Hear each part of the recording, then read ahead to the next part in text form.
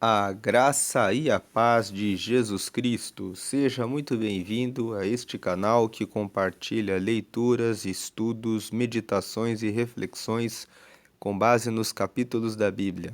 Nós estamos meditando, gravando uma série, na verdade, no Evangelho de Mateus. E se você é novo aqui no canal, nós temos na seção de playlists vários vídeos com meditações em vários livros da Bíblia.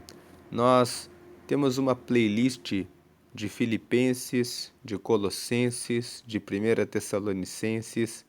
Já meditamos no livro de Provérbios por 3 vezes e estamos meditando também em Provérbios pela 4ª vez. Então, nós temos na sessão de janeiro desse ano, as 60 aulas de Provérbios. Em fevereiro, nós gravamos uma série chamada 31 lições para a vida em Provérbios. Depois, nós gravamos 5 minutos de meditação em Provérbios e, atualmente, nós estamos gravando as leituras em Provérbios. O Evangelho de Marcos já está lá com as suas meditações nos seus 16 capítulos. Nós temos ali na série 32 vídeos.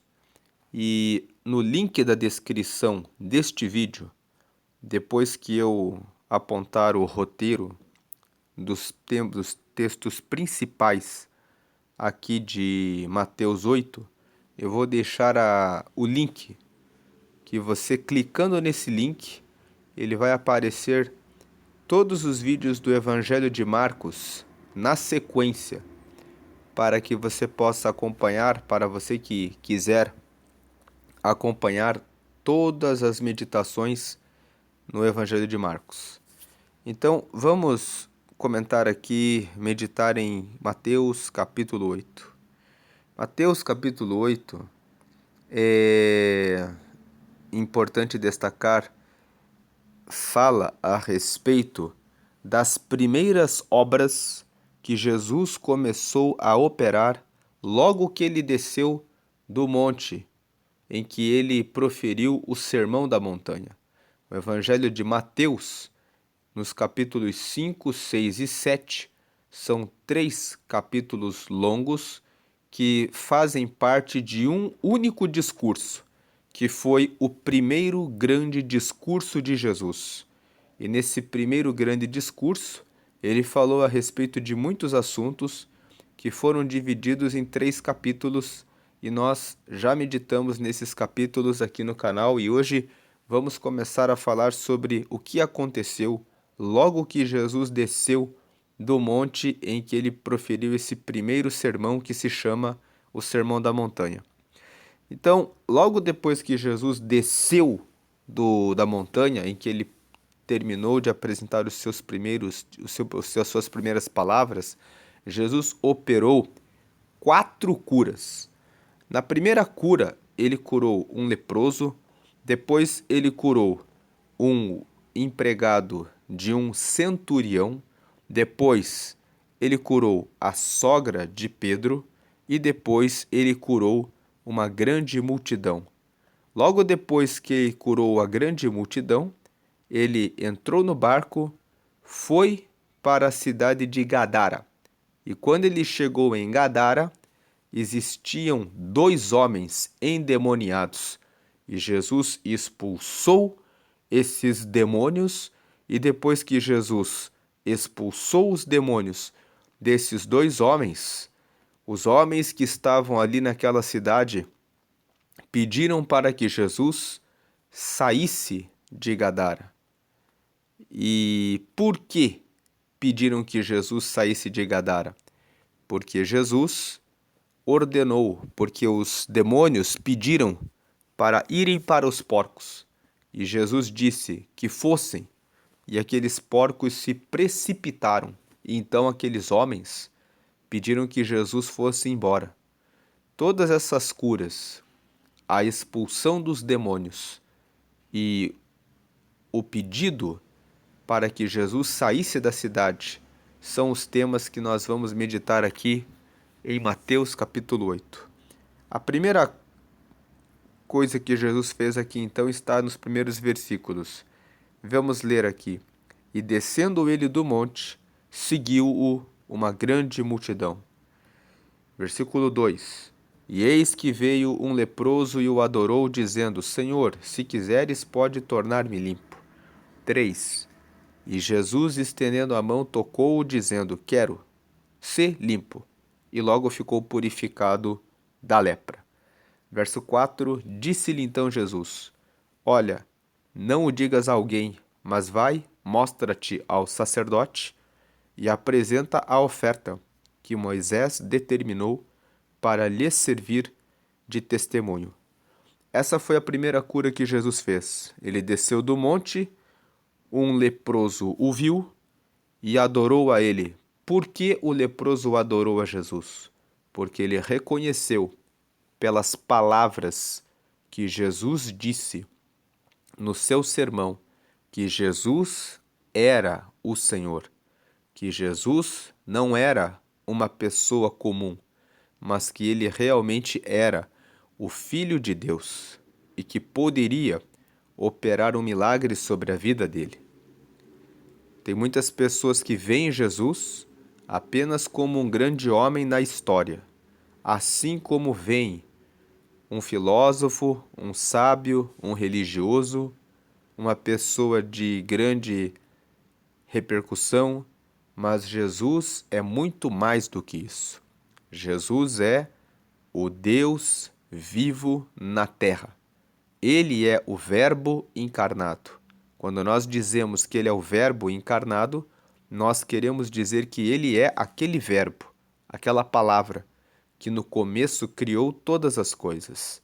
Lá no princípio, no Gênesis, no capítulo 1, quando a terra era sem forma e vazia, e o Espírito de Deus se movia sobre a face das águas, e Deus, Pai, disse: haja luz. Foi o Deus Filho, o Verbo, que criou a luz, porque ele estava juntamente com Deus e juntamente com o Espírito Santo. E eles três, o Pai, o Filho e o Espírito Santo, estavam ali para criar todas as coisas. E esse Verbo recebeu uma ordem do Pai de descer e assumir a forma humana para alcançar os homens, para trazer a palavra de salvação. E esse leproso identificou isso em Jesus. Quem é Jesus para você? Quem ele tem sido para você? Jesus é mais do que um homem. Ele é o Verbo encarnado, que, na forma de carne, morreu, humilhado, para tomar o nosso lugar de pecado e nos dar a salvação. E quando ele ressuscitou para trazer uma revelação. Todos os que receberam a ele ressuscitarão um dia para estar com ele na eternidade. E esse leproso, quando viu Jesus e a sua autoridade, foi até Jesus e o adorou. O que é adorar? É justamente o que ele fez, o que ele disse: Senhor, se quiseres, podes tornar-me limpo.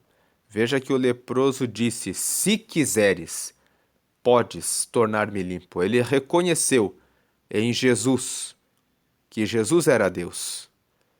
E ele respeitou a soberania de Jesus como Deus. Ele disse: se quiseres, tens o poder de fazer o extraordinário, que é curar a minha vida dessa lepra. Se o Senhor quiser, o Senhor tem esse poder. É nisso que está a adoração do leproso. Muitas pessoas querem tomar o lugar de Deus, querem sentar na cadeira de Deus, querem dizer a Deus o que ele deve fazer, dizendo: Senhor, faz isso e faz isso. Mas esse leproso disse: Senhor, eu sei que o Senhor é poderoso para fazer o que quiser, porque o Senhor é Deus. E se o Senhor quiser, o Senhor pode me dar essa vitória, pode me tornar limpo. Então, Jesus estendeu a mão, tocou e disse: eu quero ser limpo. Ser limpo. Adore a Jesus. Reconheça Ele como o único Senhor da sua vida. Receba Ele.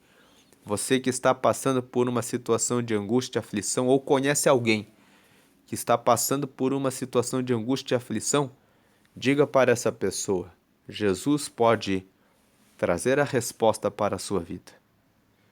Veja que Jesus disse: eu quero ser limpo, e logo ficou purificado da lepra. Jesus realizou esse primeiro milagre logo que desceu da montanha, num tempo em que ninguém tinha solução para a lepra. E até hoje há alguns níveis de lepra para os quais não há tratamento. Mas Jesus disse: "Sê limpo." E aquele homem foi limpo. E Jesus, logo que curou aquele homem, disse para ele: "Não diga a ninguém." Sabe por que Jesus disse: "Não diga para ninguém"? Porque muitas vezes você recebe uma bênção e você conta para a pessoa, mas enquanto a pessoa não vê com os próprios olhos o teu milagre, ela pode chamá-lo de mentiroso, ela pode chamá-la de mentirosa. Então Jesus disse: "Não diga a ninguém, mas vai, mostra-te ao sacerdote e apresenta a oferta que Moisés determinou para lhes servir de testemunho." Em outras palavras, Jesus disse: naquele tempo, depois que uma pessoa passava por lepra, no livro de Deuteronômio, está ali uma ordem de que a pessoa deveria se apresentar ao sacerdote, para que o sacerdote avaliasse o corpo da pessoa e dissesse que a pessoa realmente estava curada da sua imundície, que no caso era a lepra. E depois a pessoa deveria apresentar uma oferta a Deus. E Jesus disse: "Não conte nada a ninguém antes que você tenha se apresentado ao sacerdote." O que Jesus estava dizendo é: pegue a validade do milagre. Pegue a prova, para que quando perguntarem se você realmente foi curado, você possa dizer: "Eu já fui no sacerdote, eu já entreguei a oferta determinada por Moisés", para que ninguém pudesse chamá-lo de mentiroso. O que o versículo 4 nos mostra é que Deus vai abençoar a nossa vida, a tua vida, naquilo que você puser em oração diante dele. E você vai receber a vitória tão clara e a olhos vistos que aqueles que não desejam o seu bem terão de ver com os próprios olhos o que o Senhor fez e realizou sobre você. E você poderá levantar as mãos e agradecer ao Senhor, porque Ele tomou a sua vergonha, ao seu sofrimento, a sua dor, e deu vitória sobre a tua vida como deu para esse leproso. Vamos pensar quantos anos esse homem deve ter passado por humilhações, ter que ficar separado das outras pessoas porque ele tinha a lepra. E de repente Jesus transformou a vida desse homem de uma maneira instantânea. Assim também ele pode transformar a sua vida. Mas nós vemos que para que esse leproso recebesse esse milagre, ele ficava ali, seguindo a Jesus, ouvindo as palavras de Jesus. Quem sabe de longe, ouvindo, seguindo, acompanhando e indo até ele para adorá-lo. Se você está passando por alguma situação e ainda não adorou a Jesus, é tempo de entrar no seu quarto, como nós meditamos no capítulo 6 de Mateus, entra no teu quarto e fecha a porta. Ora ao teu pai que está em secreto, e ele te vê em secreto, e ele te abençoa de maneira pública. Fale com Deus, fale com Jesus.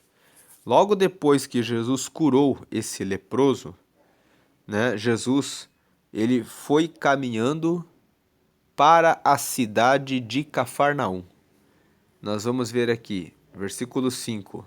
E entrando Jesus em Cafarnaum, quando ele estava entrando na cidade de Cafarnaum, chegou junto dele um centurião. O centurião era um homem do Império Romano que cuidava de 100 soldados. Por isso ele é um centurião, é aquele que cuida de 100. E chegou junto dele um centurião, rogando-lhe, verso 6, e dizendo: Senhor, o meu criado jaz em casa paralítico e violentamente atormentado. 7. E Jesus lhe disse: Eu irei e lhe darei saúde. 8. E o centurião respondendo disse: Senhor, não sou digno de que entres debaixo do meu telhado, mas dize somente uma palavra e o meu criado sarará. 9. Pois também eu sou homem sob autoridade, e tenho soldados às minhas ordens. E digo a este, vai, e ele vai, e a outro, vem, e ele vem, e ao meu criado, faze isto, e ele o faz. 10. E maravilhou-se Jesus ouvindo isso, e disse aos que o seguiam: Em verdade vos digo que nem mesmo em Israel encontrei tanta fé. 11. Mas eu vos digo que muitos virão do Oriente e do Ocidente e assentar-se-ão à mesa com Abraão, e Isaque e Jacó no reino dos céus. 12. E os filhos do reino serão lançados nas trevas exteriores. Ali haverá pranto e ranger de dentes. 13. Então disse Jesus ao centurião: Vai, e como creste te seja feito. E naquela mesma hora o seu criado sarou. Então nós vemos que quando ele entrou na cidade de Cafarnaum, Jesus foi abordado por esse centurião que estava com o seu servo, com o seu criado paralítico e enfermo. E ele chegou até Jesus e pediu que Jesus dissesse uma palavra. Mas dessa cura que Jesus operou em Cafarnaum, nós vemos no verso 7 que Jesus lhe disse: Eu irei e lhe darei saúde. Quantas vezes Jesus quer ir até nós e dar a cura, dar a solução, dar a resposta que nós precisamos para uma causa, mas nós não estamos falando com Ele. Quantas vezes nós queremos resolver os nossos problemas pelo nosso braço, pela nossa força, e nós esquecemos que o Senhor Jesus está disposto, mesmo sendo o Filho de Deus, a nos ajudar a vencer as batalhas desta vida. Nós vemos que este homem era um homem de autoridade. Ele tinha 100 soldados sob suas ordens. Ele mesmo disse para Jesus: Eu digo a um soldado, vai, e ele vai. Eu digo para outro, vem, e ele vem. Eu digo para o meu criado, faz isso, e ele faz. Ele era um homem de autoridade. E na sua liderança, na sua autoridade, ele reconheceu o seu limite, que existem coisas que ele não pode resolver, como curar o seu servo, que estava ali paralítico e atormentado em função da sua doença. A Bíblia não fala, não revela qual seria a doença. Apenas diz que ele estava paralítico e que estava violentamente atormentado. E Jesus disse: Eu irei e lhe darei saúde. Jesus hoje quer entrar na sua vida e ajudá-lo a resolver essa situação difícil. Mas nem sempre nós deixamos Jesus entrar em nossa vida. Muitas vezes nós queremos ficar com os nossos próprios pensamentos para resolver os nossos problemas. O convite dessa passagem, dos versículos 5 até 13, é que nós venhamos a falar com ele. Veja que Jesus disse que muitos filhos, ele fala aqui no versículo 11, muitos virão do Oriente e do Ocidente e assentar-se à mesa com Abraão, Isaque e Jacó no reino dos céus. E os filhos do reino serão lançados nas trevas exteriores, e ali haverá pranto e ranger de dentes. Jesus está falando a respeito do reino dos céus e a respeito do inferno. Ele está dizendo que existem pessoas que estão dentro da igreja e que vão parar no inferno porque não entendem que devem estar com as suas vidas todos os dias na presença de Deus. Não pense você que frequenta a igreja, talvez você está ouvindo esse vídeo tendo a convicção de que você está salvo, de que só porque você participa da ceia, está na igreja, que você será salvo. A salvação é para aqueles que se mantiverem fiéis ao Senhor. Nós já meditamos no último capítulo, que foi o capítulo 7 do Evangelho de Mateus, nos versículos 22. Aqui, vamos voltar aqui, Mateus capítulo 7, no versículo 22, nós lemos ali: muitos me dirão naquele dia, Senhor, Senhor, não profetizamos nós em teu nome, e em teu nome não expulsamos demônios, e em teu nome não fizemos muitas maravilhas? 23. E então lhes direi abertamente, nunca vos conheci, apartai-vos de mim, vós que praticais a iniquidade. Então veja que Jesus está ensinando no Sermão da Montanha que é possível que você receba dons espirituais e opere grandes sinais e maravilhas, mas é possível que você pratique pecados escondidos, como, por exemplo, mentir, visualizar algum conteúdo adulto que não é lícito para a sua vida espiritual. Ou talvez você esteja enganando com relação à tesouraria da igreja, ou talvez guardando mágoa, ressentimento do seu marido, da sua esposa, por alguma palavra que ele ou ela disse a você. Aqueles que não perdoam também não herdam o reino de Deus, porque veja o que está escrito em Mateus, no capítulo 6, aqui no Mateus 6, versículo 14. Porque se perdoardes aos homens as suas ofensas, também vosso Pai Celestial vos perdoará a vós. 15. Se, porém, não perdoardes aos homens as suas ofensas, também vosso Pai vos não perdoará as vossas ofensas. Então nós vemos que aqueles que não perdoam as ofensas, eles também não recebem o perdão. Foi o próprio Jesus quem ensinou isso. Então, cuide do seu coração e da sua vida com Deus, para que você esteja realmente com o seu coração limpo. Ainda no Evangelho de Mateus, no capítulo 5, quando Jesus começou o Sermão da Montanha e apresentou as bem-aventuranças, que são os passos para ter uma vida feliz, ele disse aqui no versículo 8, bem-aventurados os limpos de coração, porque eles verão a Deus. Então nós vemos que se o nosso coração estiver manchado e ele não estiver limpo, nós não veremos a Deus, porque Jesus disse, felizes os que são limpos de coração, porque eles verão a Deus. Então, limpe o seu coração. Se existe alguma mágoa, alguma mancha, algum ressentimento de alguma coisa, peça perdão a Deus, diga para Deus em oração, porque Deus responde toda a oração. Diga, confesse, Jesus, eu não estou conseguindo perdoar essa pessoa. Eu não consigo vencer esse vício. Eu não consigo abandonar essa minha condição.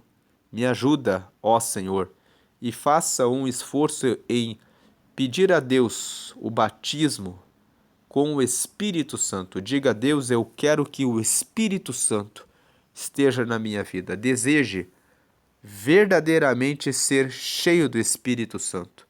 Porque é o Espírito Santo que convence o homem do pecado, da justiça e do juízo. Do pecado, porque faz o ser humano entender que aquilo que está fazendo é errôneo, que não deve seguir aquela mesma trilha, aquele mesmo caminho, continuar naquele erro, naquele vício. O Espírito Santo constrange, coloca no nosso coração que não devemos mais fazer aquilo. Ele nos convence do pecado. E ele nos convence do juízo. Ele nos convence. Você precisa ter juízo. Você precisa entender que se você continuar fazendo isso, você vai ser colocado fora no dia do juízo. Mas eu quero que você esteja dentro para que você esteja salvo. É o Espírito Santo que coloca essa percepção do pecado, da justiça e do juízo, da justiça de Deus. A justiça de Deus é que Jesus morreu em nosso lugar e tomou o nosso lugar. O Espírito Santo nos fala: por que fazer isso? Se Jesus morreu para te perdoar e para te libertar. E por último, eu falei antes, a questão do juízo, ele convence o ser humano do juízo, de que ele quer que todos estejam com ele no dia do juízo.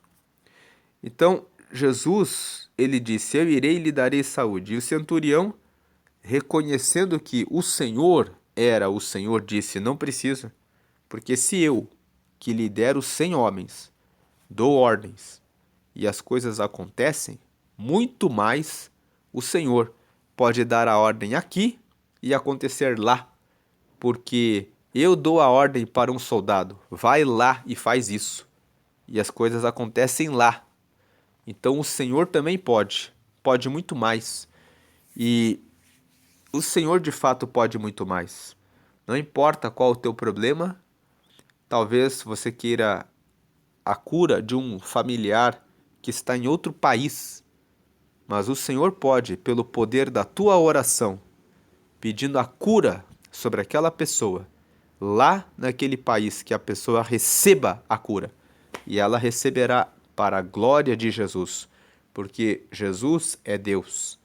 Você pode não alcançar e os médicos que estão lá podem não saber o que fazer, mas Jesus sabe como resolver, porque Ele é o Criador. Ele sabe todas as coisas foram feitas por Ele, e sem Ele, nada do que foi feito foi feito. Ele sabe e conhece todas as coisas. Depois que Jesus curou o servo, o criado do centurião, Jesus, ele estava na cidade de Cafarnaum, e aí, a partir do versículo 14, Jesus entrou na casa de Pedro. E entrando na casa de Pedro, versículo 14, viu a sogra deste jazendo com febre. 15, e tocou-lhe na mão, e a febre a deixou, e levantou-se e serviu-os. Esses versículos 14 e 15 nos mostram que Jesus é o Jesus de todas as causas. Talvez você não tenha um problema como a lepra. Talvez você não tenha um problema como alguém que está longe precisando de um milagre, como esse centurião que tinha o seu criado paralítico e violentamente atormentado. Talvez o seu problema seja como uma febre, algo que parece muito pequeno, muito comum, mas aquilo te incomoda e ainda te perturba. E você não tem colocado essa situação diante de Deus. A cura da sogra de Pedro desta febre mostra que Jesus é o Jesus que cura o extraordinário e que também cuida das nossas pequenas causas. Ele cuida quando nós estamos na nossa casa, quando nós pensamos que estamos sozinhos, quando nós estamos com aquela pequena depressão, aquela pequena tristeza, uma ansiedade que não chega a nos afetar de maneira severa, mas que está ali como um incômodo, o Senhor, chame o Senhor. O Senhor, ele pode trazer a plenitude da alegria e da satisfação. Ligue o rádio e sintonize uma estação para ouvir um hino de louvor a Deus. Sente-se por 5 minutos. Respire fundo por 3 vezes. Diga: Senhor, eu não estou totalmente mal, mas eu estou aqui um pouco triste, um pouco febril, um pouco enfermo, com essa situação que eu não sei o que fazer. O Senhor vai ouvir a sua oração e Ele vai responder. E você logo vai se levantar e estar bem novamente nas suas atividades, tendo plena saúde. Então, Jesus tocou na mão da sogra de Pedro e ela logo se levantou e ficou curada daquela febre. Logo depois que Jesus curou a sogra de Pedro, aí Jesus, no versículo 16, e chegada a tarde, trouxeram-lhe muitos endemoniados, e ele, com a sua palavra, expulsou deles os espíritos e curou todos os que estavam enfermos. Versículo 17: para que se cumprisse o que fora dito pelo profeta Isaías, que diz: Ele tomou sobre si as nossas enfermidades e levou as nossas doenças. Isso está escrito no livro do profeta Isaías, no capítulo 53, no versículo 4, que diz que lá no livro do profeta Isaías, o livro do profeta Isaías é um dos livros da Bíblia que mais anuncia a vinda futura do Messias, que é Jesus. E o evangelista Mateus, que escreveu esse evangelho, faz esse parênteses. Ele destaca que lá o profeta Isaías disse que o Messias curaria a todos, tomaria sobre si as nossas dores, as nossas enfermidades. E Jesus hoje curou muitos dos enfermos porque ele é o Messias. É isso que o evangelista Mateus quer informar quando ele deixou essa ligação das curas que Jesus operou com o texto de Isaías 53. E aí, nós vemos que Jesus curou todos os enfermos. Não há situação difícil, não há problemas, seja na frente dele em oração, seja para alcançar alguém que está longe, seja para resolver um problema que você pensa que é algo comum, é algo pequeno no seu dia a dia. O Senhor é o Deus de perto e de longe. O Senhor é o Deus que opera o extraordinário e aquilo que é mínimo. O Senhor é aquele que toma todas as nossas causas, porque Ele é o Senhor. E Ele é sempre, sempre, sempre poderoso para fazer muito além daquilo que nós pedimos, muito além daquilo que nós pensamos, como Paulo escreveu em Efésios, no capítulo 3, no versículo 20, dizendo que toda a glória é para Ele, que pode fazer além daquilo que pedimos ou pensamos. Glória a Deus, aleluia. E depois que Jesus operou essas curas, nós vemos que ele curou o leproso logo depois que desceu da montanha e depois entrou em Cafarnaum. E em Cafarnaum ele realizou a cura do criado do centurião, depois da sogra de Pedro, e no final da tarde, depois que já tinham se alimentado na casa de Pedro, trouxeram endemoniados e muitos enfermos e ele curou a todos. Aí no versículo 18, e Jesus, vendo em torno de si uma grande multidão, ordenou que passassem para a outra margem. Talvez você está pensando que eu vi tantas curas que Deus operou na vida da minha vizinha, do meu irmão da igreja, na vida daquela outra pessoa que eu conheci outro dia, mas a minha vida continua a mesma. Será que Jesus vai chegar na minha vida? Veja que no versículo 18, Jesus estava disponível para todas as gentes. Ele tinha saído da montanha, curado o leproso.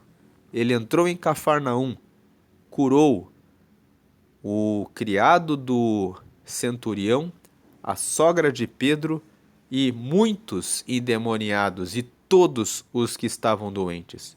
E depois de Jesus ter feito isso, quando ele viu em torno dele uma grande multidão, ele deu uma ordem: vamos passar para a outra margem.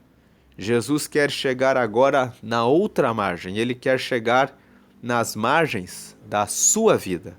Ele também tem prazer em alcançar você, que precisa de um milagre, que precisa de uma cura, que precisa de uma resposta, que precisa de uma solução. Ele olhou e viu: vamos para outra margem. Em outras palavras, vamos alcançar outras pessoas que também precisam de libertação, que também precisam de cura, que também precisam alcançar a solução e conhecerem que Deus revelou Jesus, me revelou para salvar a humanidade. Verso 19: E aproximando-se dele um escriba. Quem eram os escribas? Eram aqueles homens que ficavam no templo, que cuidavam das escrituras. Eles ocupavam um cargo importante. Os escribas eram responsáveis nos templos pelo cuidado com a palavra, com a Torá. Eles tinham um ofício importante e eram reconhecidos como pessoas que cuidavam dos negócios do templo. E esse homem, aproximando-se dele, um escriba, disse: Mestre, aonde quer que fores, eu te seguirei. Porque o escriba, ele já era alguém que tinha uma relevância no templo. Quando ele vai até Jesus e ele chama Jesus de mestre, nós vemos que ele, tendo conhecimento das Escrituras, via em Jesus que Jesus era o mestre.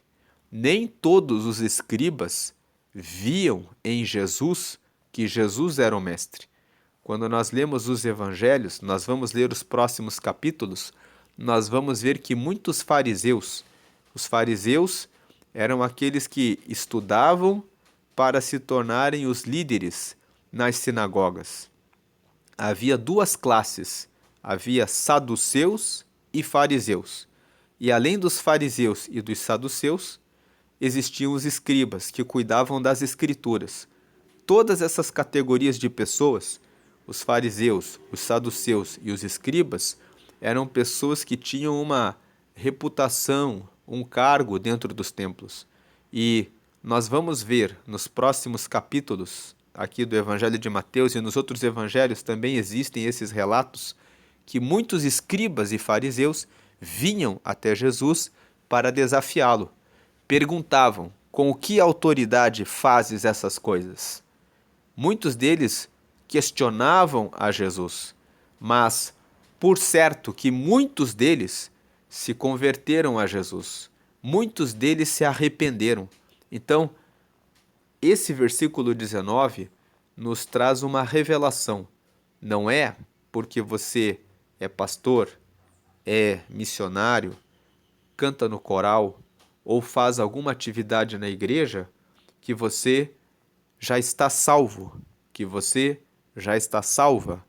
Como nós comentamos um pouco atrás, lá em Mateus 7:22, Jesus disse: nem todo que me chama Senhor, Senhor será salvo, mas aquele que faz a vontade de Deus. Existem pessoas que estão dentro da igreja para discriminar os mais pobres.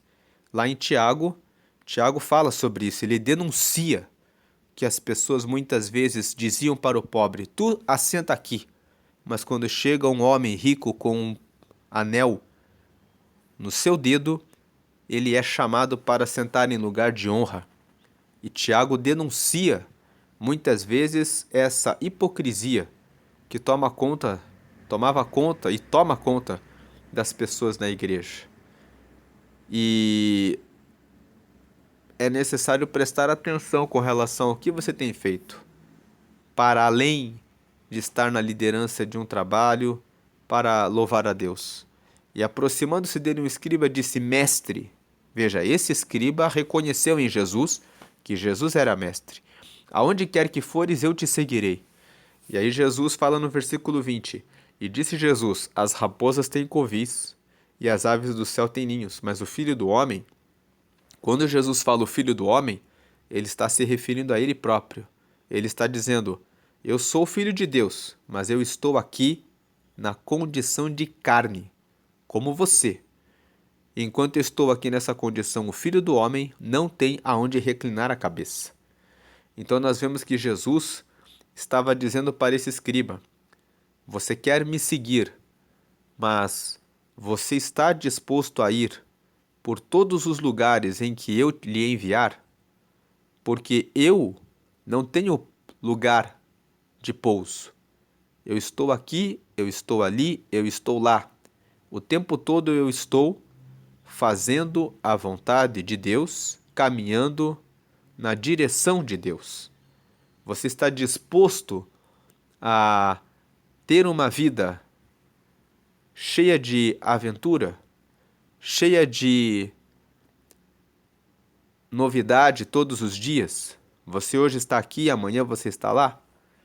Existem desafios para você servir a Deus. Existem desafios para você cumprir o propósito de Deus. Muitas pessoas não vivem o extraordinário de Deus, porque muitas vezes Deus quer que você se mude para uma outra cidade, mas você resiste. Deus toca em você e diz: é hora de você mudar desse apartamento, dessa casa, desse sobrado. É para você ir para mais perto do seu parente, do seu familiar, porque tem ali alguém que precisa de você. E você: não, Deus, porque aqui está bem para mim. Então atente para aquilo que muitas vezes o Senhor vai lançar como desafio. Muitas vezes Ele vai dizer: deixe esse emprego, eu tenho algo melhor, eu tenho algo maior. E às vezes Ele também vai dizer: vá para uma cidade menor, vá para uma posição menor, porque Ele quer que você alcance alguém que está lá naquele lugar e que só você pode alcançar, mas nós não entendemos o trabalhar de Deus. Porque a nossa vida não é sobre crescer, crescer, crescer, mas é sobre crescer, crescer, crescer na graça de Jesus para cumprirmos o propósito dele na nossa vida. Se é um dia ele nos coloca em uma posição menor, em uma cidade menor, ele faz aquilo, mas ele abre outras portas e nada falta, porque ele é o Senhor. Talvez ele permita que você passe por um estreito por um tempo, para trazer amadurecimento, crescimento, para se revelar mais de perto a você, como Deus fez com Jó. Deus permitiu que ele, que era um homem íntegro, reto, sincero e que se desviava do mal, passasse por lutas, e as lutas dele foram grandes. Ele perdeu tudo que tinha, perdeu todos os filhos, perdeu totalmente a sua saúde, mas ainda assim ele permaneceu fiel e Deus, no final, respondeu que estava se revelando a ele. E o próprio Jó disse: Eu te conhecia de ouvir falar, mas agora os meus olhos te veem. Então, nenhuma prova vem sem um propósito. Sempre tem um propósito de purificação, de santificação, de amadurecimento, de renovação, de fortalecimento na nossa vida. Jesus disse isso para esse escriba: as raposas têm covis e as aves do céu têm ninhos, versículo 20, mas o Filho do Homem não tem onde reclinar a cabeça. Na sequência, no versículo 21, e outro de seus discípulos lhe disse: Senhor, permite-me que primeiramente vá sepultar o meu pai. Versículo 22, Jesus, porém, disse-lhe: segue-me e deixa os mortos sepultar os seus mortos. Muitas pessoas leem essa passagem e pensam: como Jesus foi insensível. Jesus não atentou que ele queria sepultar os pais dele. Mas aqui, o que esse texto nos revela é que esse discípulo quis dizer para Jesus que Jesus o aguardasse, que Jesus esperasse que ele ficasse a vida inteira cuidando dos pais dele, até que os pais dele morressem e fossem sepultados. E aí ele começaria a seguir a Jesus. É isso que esse discípulo quis dizer. Ele quis dizer: Senhor, permite-me que primeiramente vá sepultar meu pai. Jesus, porém, disse-lhe: segue-me e deixa os mortos sepultar os seus mortos. O que Jesus quis dizer é: não fique vivendo a sua vida em função de pessoas que não querem seguir a Jesus. Porque existem pessoas que falam: mas o meu pai ainda não aceitou a Jesus, então eu vou continuar com ele, porque ele precisa de mim, porque eu tenho que cuidar dele. Então nós deixamos de fazer as coisas para as quais Deus nos chamou para fazer agora e que nós já sabemos que devemos fazer, para ficar com essa pessoa, acorrentados com essa pessoa. Aqui no caso era o pai, mas existem pessoas que estão se prendendo por causa do marido, ou por causa da esposa, ou por causa de um filho ou de uma filha, ou por causa de um parente, seja ele quem for, ou de qualquer outra situação. O Senhor está dizendo: o teu chamado é para hoje, o teu chamado é para agora.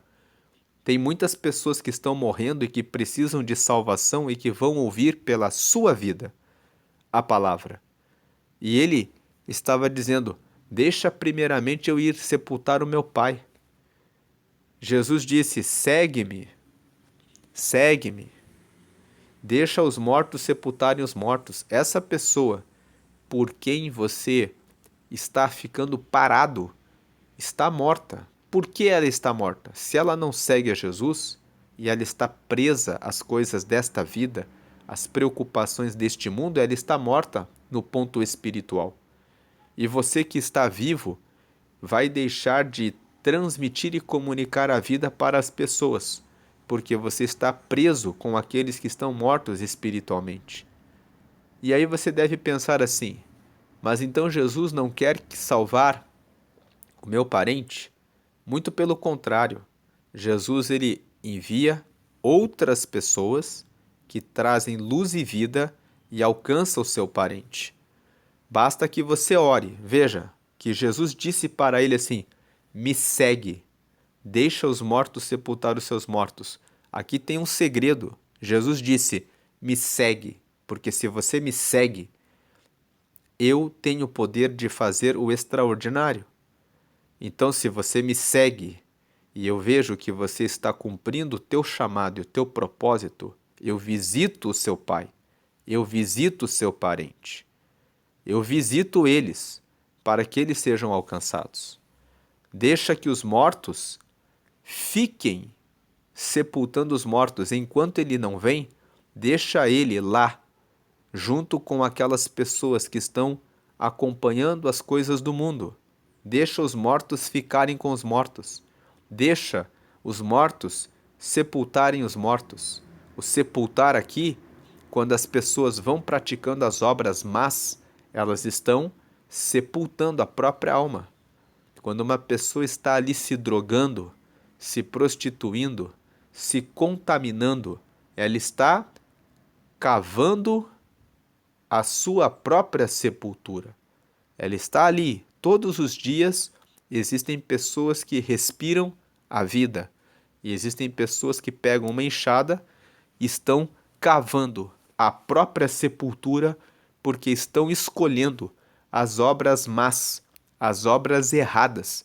Estão cavando a sepultura e dormindo como se fossem pessoas mortas, cheias de aflição, de fome na sua alma, sedentas por preencherem o seu vazio, e muitos estão mergulhados na prostituição por causa disso, porque elas sentem que falta alguma coisa E algumas pessoas se entregam no prazer da comida e acabam ficando obesas.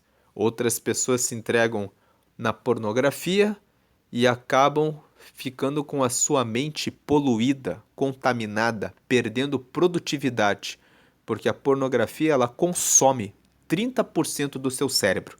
Então as pessoas fritam, queimam o próprio cérebro. Outras pessoas estão queimando o seu cérebro usando drogas. E outras pessoas estão tomando remédios controlados porque não conseguem dar conta da vida. E isso não deixa de ser uma forma de ser uma pessoa drogada. Porém, uma pessoa que está usando drogas que são fornecidas por receitas de médicos. A sociedade atual está mergulhada na morte. Mas aqueles que estão em Jesus, que seguem a Jesus, estão sendo chamados para comunicar vida e vida abundante em Jesus. Talvez você esteja passando por uma dessas situações e Jesus está dizendo: segue-me. Ele quer salvar a sua vida. Ele quer derramar salvação sobre você. Versículo 23. E entrando ele no barco... antes de ir para o 23. Se você está amarrado, se você está preso, deixando de fazer o que Deus lhe chamou para fazer, seja rápido em atender o chamado do Senhor. Coloque o seu parente, o seu pai, nas mãos de Deus. Ele, o Senhor, vai preparar alguém para pregar o reino de Deus para o seu pai. Mesmo que você tenha que fazer uma missão e viajar para um lugar distante, o Senhor, assim como curou o criado do centurião, pode dar uma ordem e enviar um outro filho dele na casa do seu pai para que ele seja alcançado para o reino de Deus. Tenha confiança de que o Senhor não faz nada errado, ele faz tudo no seu tempo. Ele ressuscita os mortos no devido tempo. No Evangelho de João, no capítulo 11, se você depois quiser dar uma olhada mais aprofundada, leia o capítulo 11 do Evangelho de João.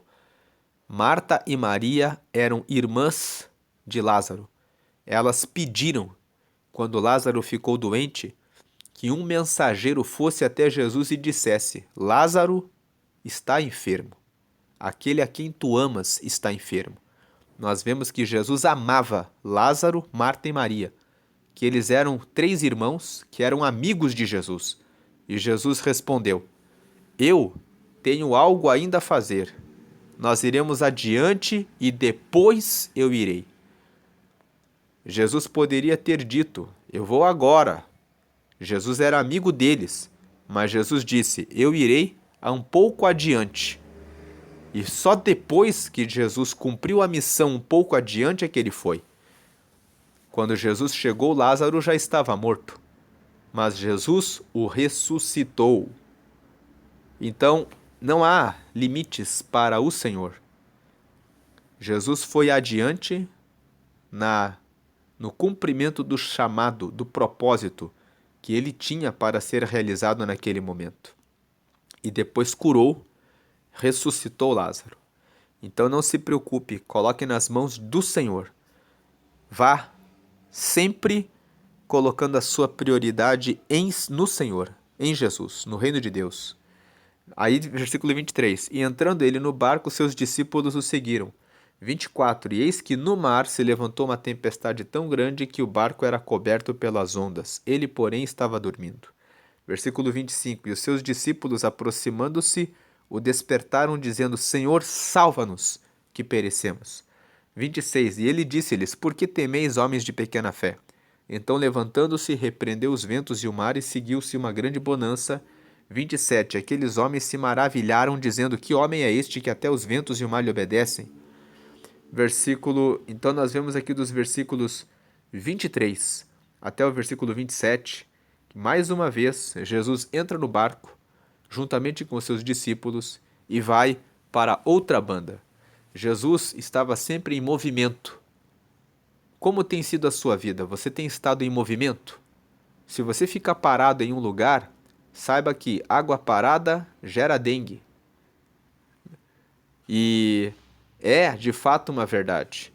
As pessoas dizem: nunca deixe água parada na sua casa, porque você vai trazer um foco de doença para sua casa. E nós sabemos que a água parada, depois de um tempo, cheira mal. A água parada, ela é um foco de doenças. Assim também, se você fica parado na sua vida, você não vai ver o extraordinário de Deus. É necessário que você esteja em movimento. O próprio Espírito Santo, antes da fundação do mundo, estava em movimento. Quando você abre a Bíblia em Gênesis 1, versículo 2, nós lemos que e o Espírito de Deus se movia sobre a face das águas. Aí no versículo 3, e disse Deus, haja luz e houve luz. O Espírito Santo estava em movimento. O Espírito Santo está em movimento à sua volta, querendo a sua atenção para que você se mova para o lugar para onde Ele está chamando você. Jesus saiu da montanha, foi para Cafarnaum, operou o que precisava operar ali, depois pegou um barco, foi para outra cidade, conversou aqui com as pessoas nessa outra cidade, depois pegou novamente o barco. Estava agora Jesus indo para Gadara. Nós vamos já ler aqui no versículo 28 adiante que quando Jesus chegou em Gadara, ele expulsou os demônios de 2 homens. Mas Jesus entrou no barco e ele estava indo para esse lugar, para Gadara. E os discípulos entraram e quando ele estava no barco indo para Gadara, aconteceu essa tempestade. E essa tempestade se abateu sobre o barco. E o que nos chama a atenção no versículo 24 é que no mar se levantou uma tempestade tão grande que o barco era coberto pelas ondas, ele, porém, estava dormindo. Veja que Jesus não se abalava e não se preocupava com as tempestades da vida. Ele estava ali, tranquilo.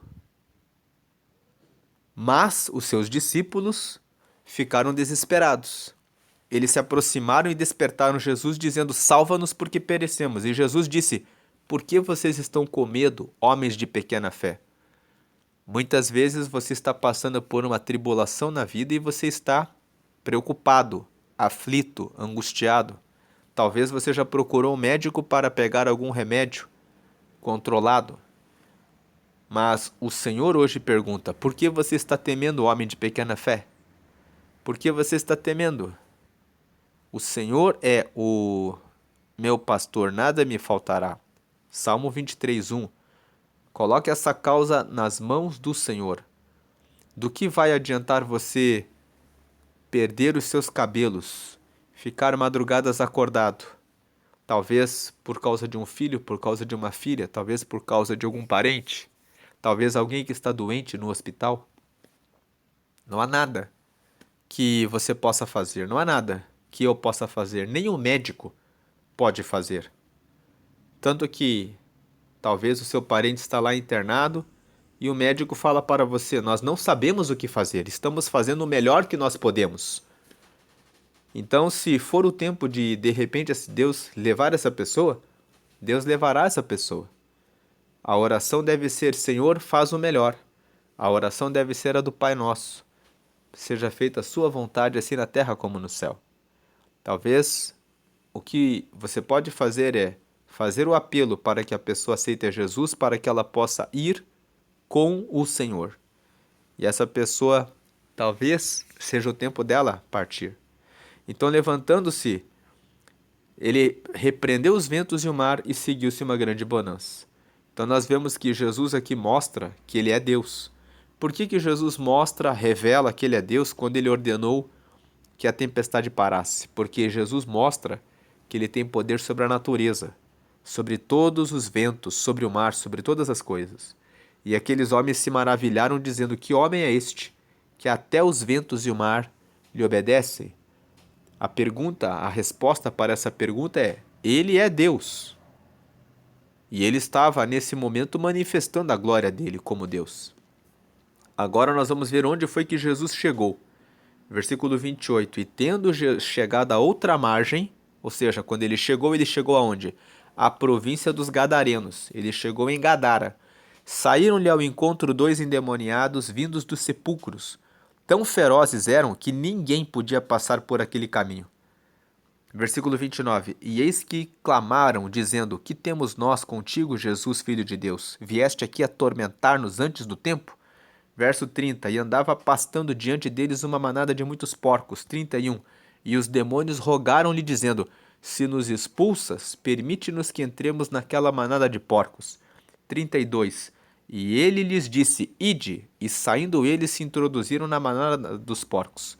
E eis que toda aquela manada de porcos se precipitou no mar por um despenhadeiro e morreram nas águas. 33. Os porqueiros fugiram e, chegando à cidade, divulgaram tudo o que acontecera aos endemoniados. 34. E eis que toda aquela cidade saiu ao encontro de Jesus e, vendo, rogaram-lhe que se retirasse do seu território. Nós vemos aqui no final que logo que Jesus entrou em Gadara, os dois endemoniados, quando viram Jesus, logo foram dizendo: O que nós temos contigo, Jesus, Filho de Deus? Essa passagem nos revela que existem pessoas que são possuídas por demônios.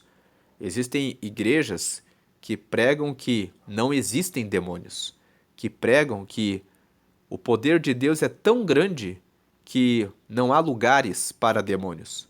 Mas essa passagem de Mateus, no capítulo 8, no versículo 28, até o versículo 33, nos revela, está aqui no Evangelho, para nos revelar que existem demônios, que os demônios, quais são as obras dos demônios? Os demônios faziam com que esses dois homens ficassem vivendo nas sepulturas.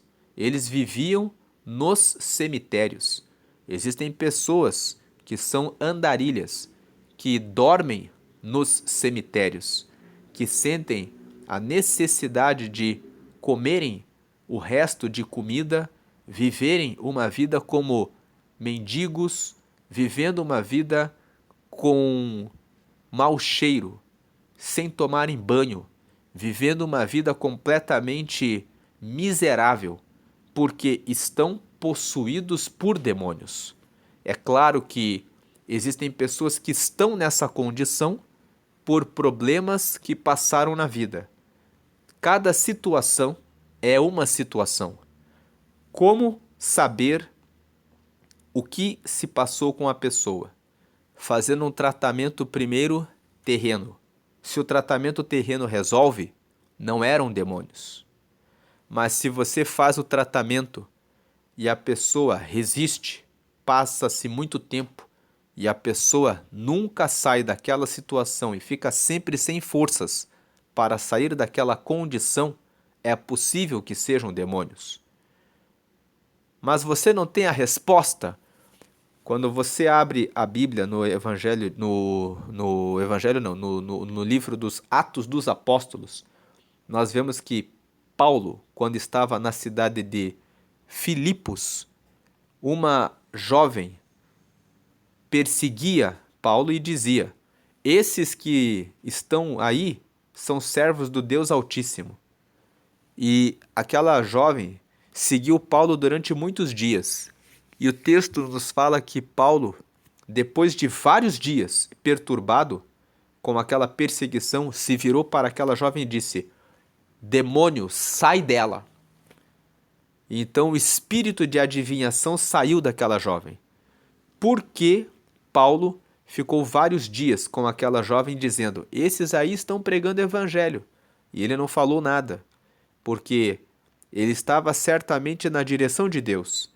Se ela falasse aquilo por 1, 2, 3 dias e depois seguisse o caminho dela, ele entenderia, era só uma pessoa que estava de fato falando isso. Mas ele teve o discernimento pelo Espírito Santo que era demônio, que estava perseguindo ele para ficar ali de perto, para causar algum movimento, algum tumulto, esperando uma falta de vigilância de Paulo para causar alguma situação. Então, guiado pelo Espírito Santo, ele disse: Sai dela, demônio.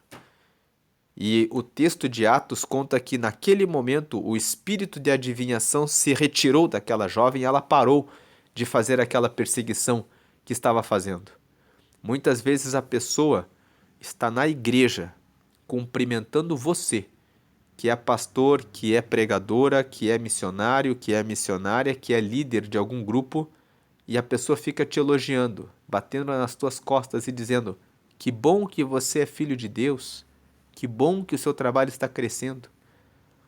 Tome cautela, o demônio está nessas pessoas desejando o seu mal em oculto, em secreto, querendo que esse trabalho que você está fazendo venha a perecer.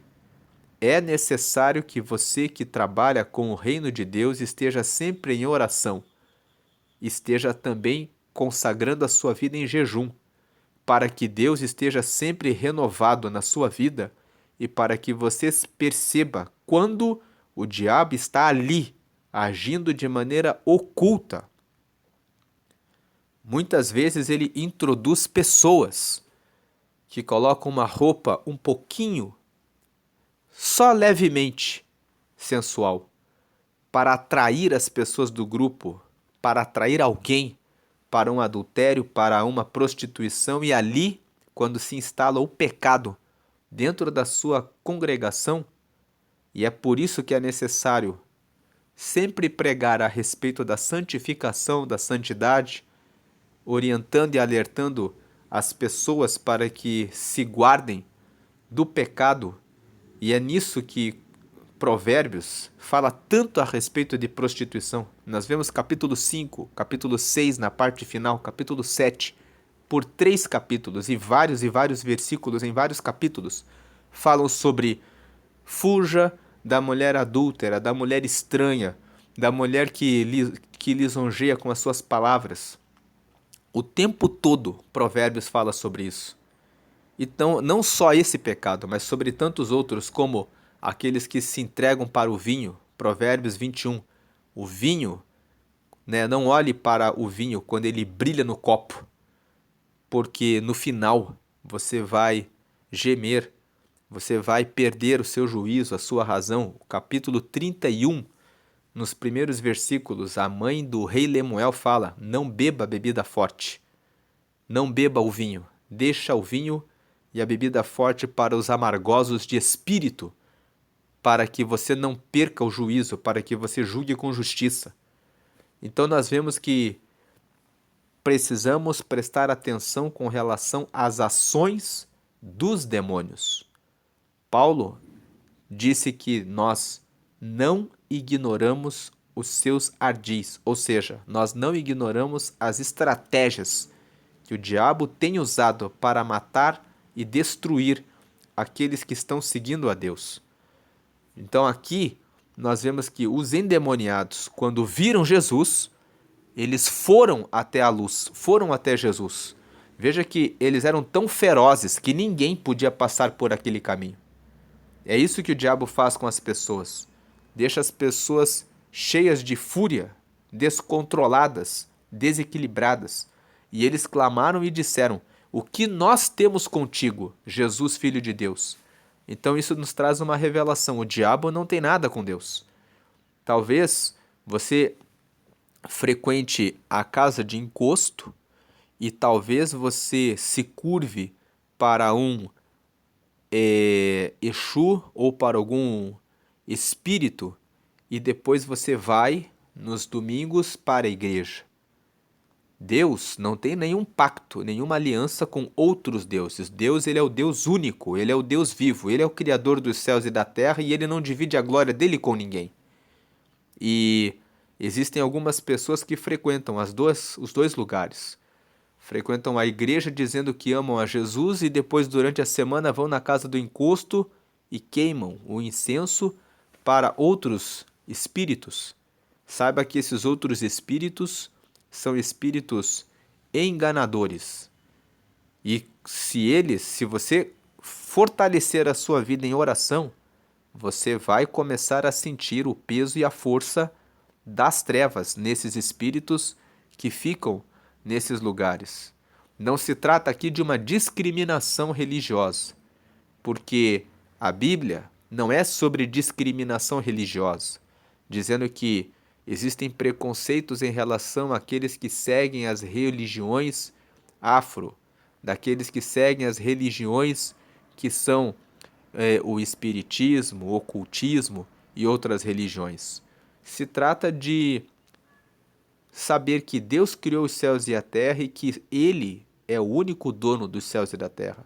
Se você construísse uma casa e você abrisse essa casa para receber os seus visitantes, e de repente o seu vizinho entrasse na sua casa e começasse a dizer assim: eu sou o dono dessa casa e construí essa casa, como você se sentiria?